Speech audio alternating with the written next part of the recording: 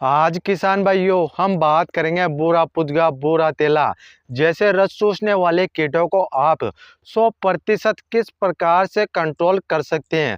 आज की समस्या का 100% समाधान करने वाले हैं। और आप किसान भाइयों की धान की फसल में सबसे ज़्यादातर बूरा पुदगा बूरा तेला बूरा माहू ही लगता है, जिससे कि आपकी धान की फसल जैसे कि 30 से 40% बर्बाद हो जाती हैं। तो आप किसान भाई अपनी धान की फसल को किस तरीके से बचा सकते हैं, तो मैं आपको बहुत ही अच्छा तरीका भी बताने वाला हूं। और मैं आपको 6 या फिर 7 कीटनाशक बताने वाला हूं। तो आपको बहुत ही अच्छी प्रकार से इस वीडियो को देखना है और समझना है। जो भी मैं आपको दवाइयां बताऊं तो आपको यह कागज में अच्छे से लिखना है और समझना है। फिर बाद में आप उन दवाइयों को मार्केट से भी ला सकते हैं या फिर आप ऑनलाइन भी परचेस कर सकते हैं। और बूरा फुदगा बूरा माहू धान की फसल में कहाँ पर लगता है और कैसे कंट्रोल नहीं हो रहा है बार बार आप किसान भाई दवाइयाँ डालने पर भी, क्योंकि बहुत सारे किसान भाई हमें कमेंट करते हैं कि हमारी धान की फसल में बूरे माहू जैसे कीट अच्छे से कंट्रोल नहीं हो रहे हैं। यदि आप किसान भाई बहुत सारी गलतियां करते हैं, या तो आप किसान भाई सस्ती दवाइयों को इस्तेमाल करते हैं अपनी धान की फसल में, उससे कंट्रोल नहीं होता है, या फिर आप बारिश आती है तो उस अवस्था में आप अपनी धान की फसल में कीटनाशक दवाइयों का स्प्रे करते हैं। किस तरीके से स्प्रे करना है वह तरीका भी मैं आपको बताऊंगा, और कौन कौन से दवाइयां आप इस्तेमाल कर सकते हैं। और आप हमें कमेंट करके बता सकते हैं कि अभी तक हमने अपनी धान की फसल में इतनी सारी दवाइयां डाल चुके हैं, ये इस कंपनी की डाल चुके हैं, और अभी भी हमारी धान की फसल में बूरा तेला बूरा माहू अच्छे से कंट्रोल नहीं हो रहा है।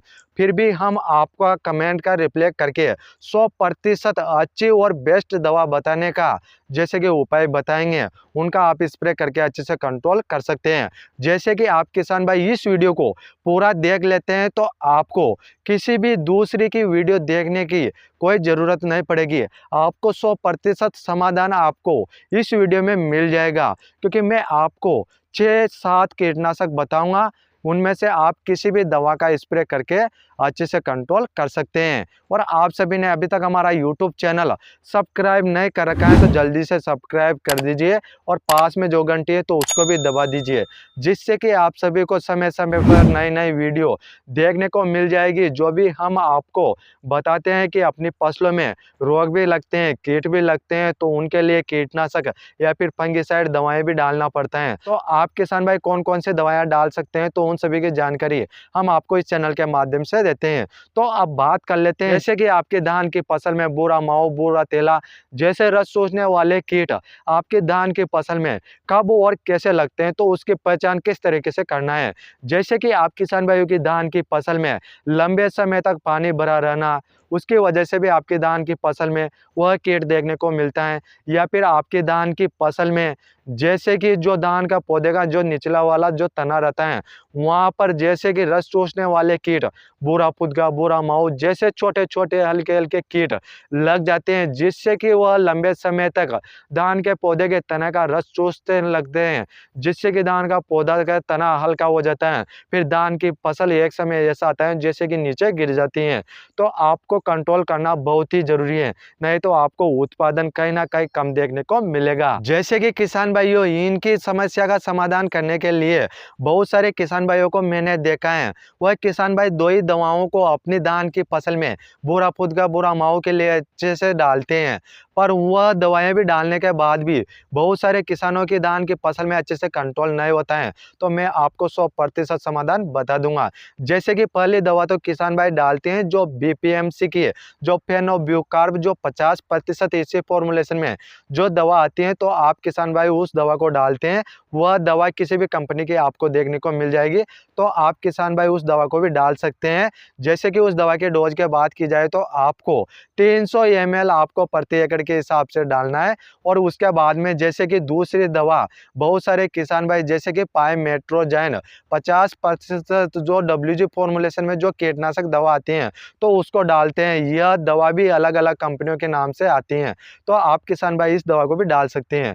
जैसे कि मैंने 2 दवाएं बताई हैं, इन दोनों दवाओं को ही अपनी धान की फसल में किसान भाई इस्तेमाल करते हैं।